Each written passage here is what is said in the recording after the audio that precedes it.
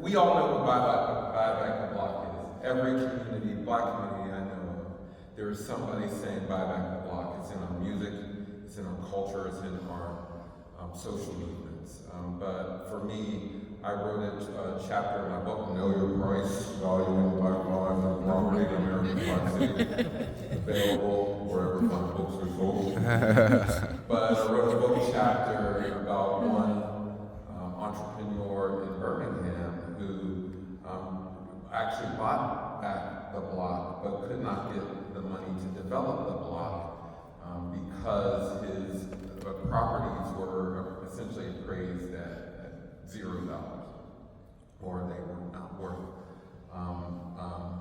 or priced so low that they would not provide investment capital. I wrote the chapter on my colleague Tracy who's a fellow at Brookings, offered up to operationalize that work. And then she employed Lyneir, or Richardson, Professor Richardson. And we wrote up a couple proposals to look at efforts in cities across the country.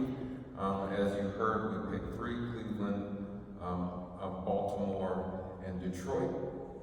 And so we are documenting those efforts in each city, that we're encouraged by them. But you know more than, as much as I do, probably definitely more, that there are people here in Chicago trying to buy back the law.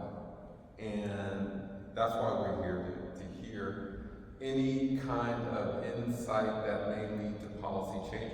And what I say all the time, I am much more interested, while I'm certainly capturing all the details of what our teams are doing, I'm much more interested in the policies that are needed to make sure, one, that we don't continue the kind of state that we're in today, and to create policies that will actually enable people to own property, to self-determine, to have the assets so they can have a quality of life that they deserve.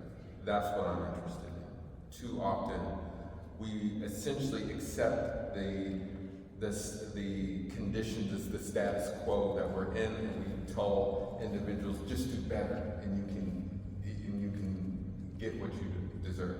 I really do know that we can do everything that we're told to do and still come up short.